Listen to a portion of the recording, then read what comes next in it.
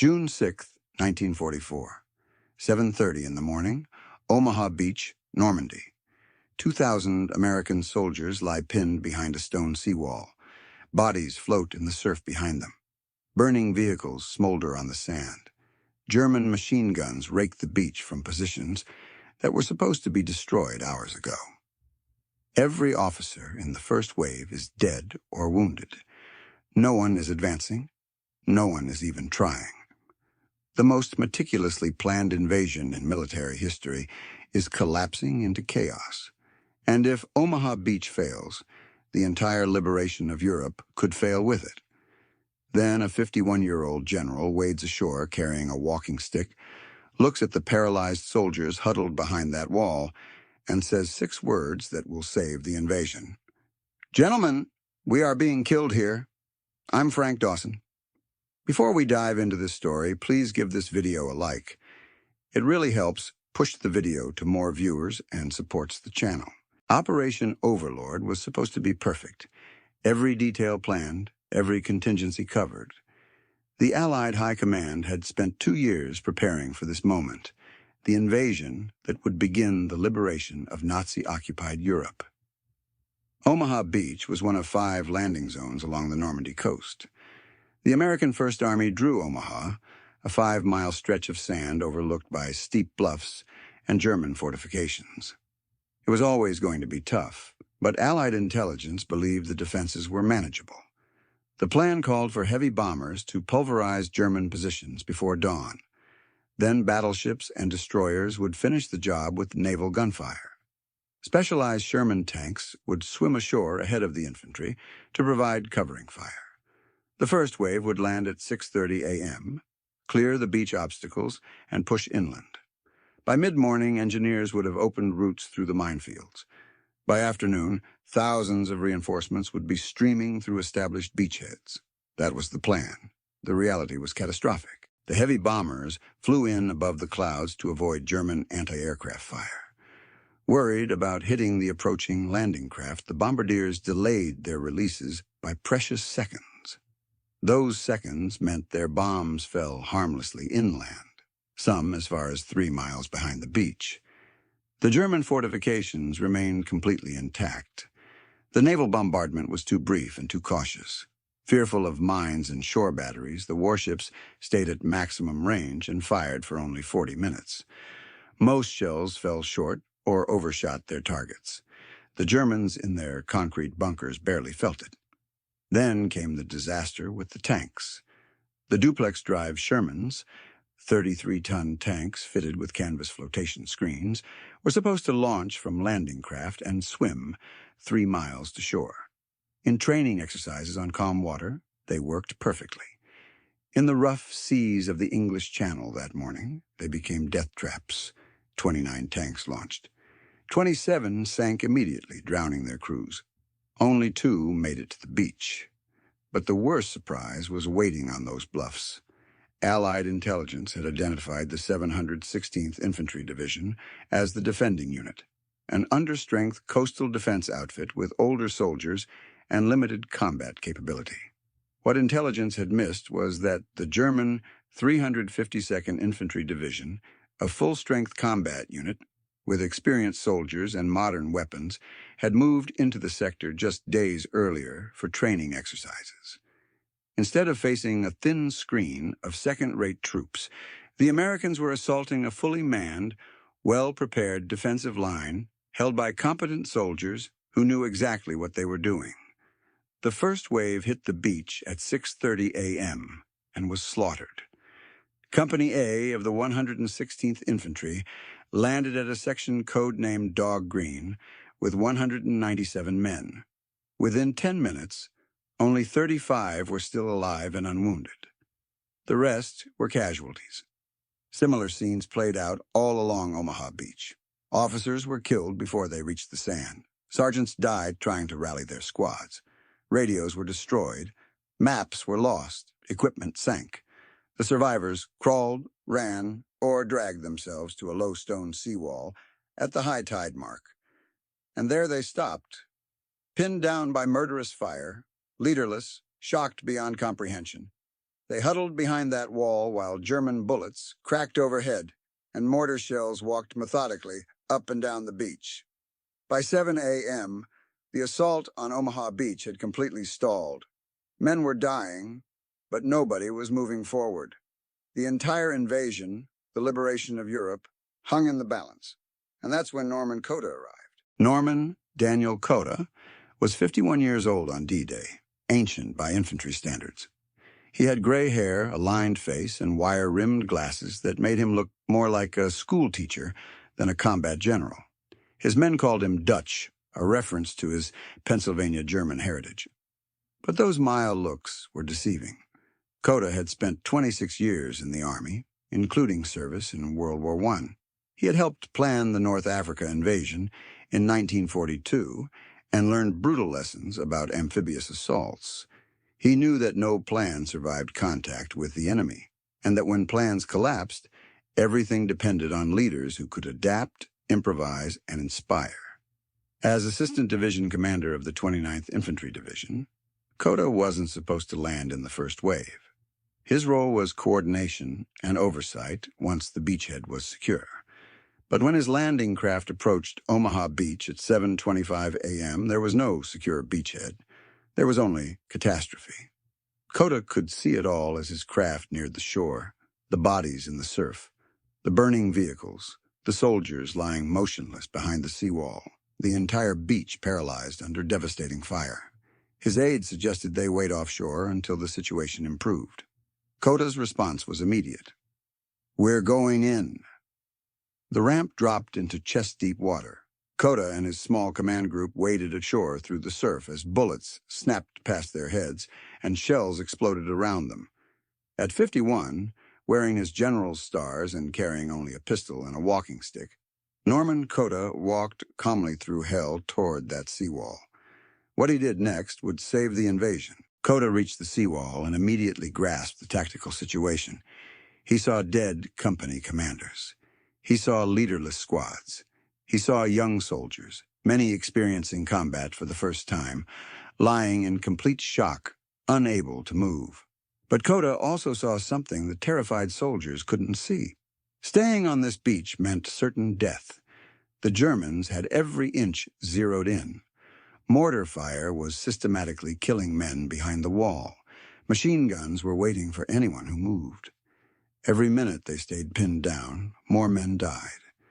The only hope, the only chance of survival, was to get off that beach and attack the German positions.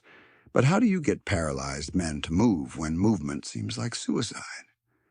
Cota didn't give grand speeches. He didn't shout orders. Instead, he started walking along the seawall, moving from group to group, speaking calmly to soldiers who could barely hear him over the gunfire. To one cluster of men pressed flat against the stones, he said, "Gentlemen, we are being killed here on the beach. Let's move inland and get killed there." It sounds like dark humor, and it was. But it was also brilliant psychology. Cota was acknowledging the terrible reality these men faced. They might die today, but he was giving them a choice. Die here helplessly, pinned down like animals, or die fighting with a chance to take some Germans with them. Die like victims or die like soldiers. For young men raised on American ideals of courage and action, the choice was clear. They couldn't live with themselves if they just lay there waiting for death. But Cota didn't just talk. He demonstrated. He spotted a gap in the barbed wire obstacles. He walked through it, upright, in full view of German positions, and began climbing the bluff. Machine gun fire kicked up dirt around him. Bullets cracked past his head. The general kept climbing, kept observing the German defenses, looking for weak points in their line. When he came back down, soldiers were staring at him in disbelief. This gray-haired man had just done what they thought was impossible, which meant it was possible. "Now," Cota said calmly, "we're going to figure out how to get up there and take out those guns." Around 7:45 a.m., Cota found the 5th Ranger Battalion pinned behind the seawall. He approached their commander and asked, "What outfit is this?" "5th Rangers, sir." Cota looked at them. Well, God damn it, if you're Rangers, lead the way. It was a challenge, an appeal to pride, and it worked. Within minutes, Cota organized a mixed force of Rangers, engineers, and infantry. He scouted a narrow ravine between German strongpoints, lightly defended because the Germans considered it too exposed. Then Norman Cota, at 51, armed with just a pistol, led them up that ravine himself. He moved first, climbing under fire, waving men forward. He positioned Bangalore torpedoes to blow the wire. He directed machine gun teams to suppress bunkers. He kept the attack moving through courage alone. Behind him, soldiers followed. Not from orders, many didn't know who he was. They followed because if this old man could walk through fire, so could they. By 8:30 a.m., Cota's force had breached the German line. Other units, seeing the breakthrough, launched their own assaults. The paralysis broke. Rangers, lead the way, became their official motto. But more importantly, that moment created the first successful Allied infantry assault of the Normandy campaign. Cota didn't stop. For the next 12 hours, he was everywhere, organizing attacks, rallying scattered units, solving problems no one had anticipated. He organized infantry to help paralyzed engineers clear beach obstacles. He personally directed traffic when vehicles jammed the beach exits. He reorganized scattered units into composite forces and sent them forward. Witnesses reported seeing him walking upright through machine gun fire. When asked why he exposed himself so recklessly, he said, "The men needed to see that it could be done." He was wounded twice that day, minor injuries he ignored. By nightfall, when the beachhead was secure, Norman Cota had been under fire for 15 hours straight. The 29th Division suffered over 2,000 casualties on D-Day. Omaha became the bloodiest landing zone. But American determination, personified by men like Cota, refused to accept failure. Military historian Stephen Ambrose concluded that Cota's leadership was decisive. Without his intervention, the assault might have failed completely. At minimum, the breakthrough would have been delayed by hours that could have let German reinforcements seal the beachhead. If Omaha had failed, the entire western flank would have collapsed. Utah Beach isolated. British and Canadian beaches vulnerable. The invasion could have unraveled. Norman Cota prevented that disaster. His leadership at the critical moment made the difference between success and failure. He demonstrated something fundamental. When everything goes wrong, when the plan collapses, when soldiers are paralyzed by fear, leadership means stepping forward when stepping forward seems impossible. Cota continued fighting through France and into Germany. He led the 28th Infantry Division through Paris, the Hurtgen Forest, and the Battle of the Bulge. The Hurtgen Forest was particularly brutal, a months-long meat grinder where divisions were destroyed in dense woods. The 28th lost thousands. Some historians later questioned whether Cota pushed too hard. He was briefly relieved after the Bulge, though later exonerated. The German assault had been too powerful for any division to stop. But those later controversies don't diminish June 6, 1944. On that day, he demonstrated what combat leadership means at its most essential level. Norman Cota retired in 1946 as a major general. He died in 1971 at 78. By then, D-Day had become a collective triumph in public memory. Individual heroism had faded into the larger narrative, but the veterans never forgot. They remembered the general who walked through machine gun fire. They remembered the voice that cut through their terror with dark humor and confidence.